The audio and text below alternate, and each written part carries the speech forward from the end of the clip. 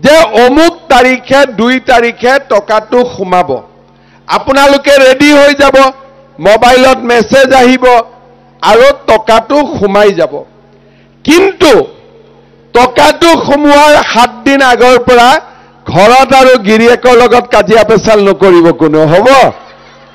হ'ব নে নাই আৰু সেইকেইদিন গিৰিয়েকসকলক খুব গৰম ভাত খুৱাব ঠাণ্ডা ভাত কোনেও নুখুৱাব হ'ব মই কিয় কৈছো এই লাখপতি বাইদেউৰ আঁচনিখন বহুত মহিলাই ভাল কৰি বুজা নাই নুবুজাৰ কাৰণে কি হৈছে যে 10,000 টকা পাম আৰু ফুৰ্তি কৰিম কিন্তু 10,000 টকাটো শেষ নহয় এই 10,000 টকাটো পোৱাৰ পিছত আমি কি কৰিম মোৰ হাজবেণ্ডৰ এখন সৰু দোকান আছে তাতে টকাটো লগাই দিলো বুলে 10 গৰাকী মহিলা লগ লাগি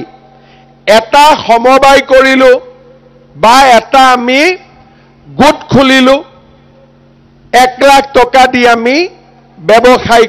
চলালো বা আমি বিহুৱান বনালো ৰাভা গামোচা বনালো পিঠা পনাৰ ব্যৱসায় কৰিলো গৰু ঘৰত দুটা আছে আৰু এটা কিনিলো যেতিয়া এই 10,000 টকাটো আৰু যদি একো কৰিব নোৱাৰো ঘৰত যদি 50 ডাল শাল গছ বা 50 ডাল চেগুন গছ বা 50 ডাল আগৰ গছও আমি লগাও এই 10,000 টকাটো ভাল কৰি ব্যৱহাৰ কৰাৰ লগে লগে চৰকাৰে আপোনালোকক আকৌ 25,000 টকা আপোনালোকৰ বেংক একাউণ্টত দিব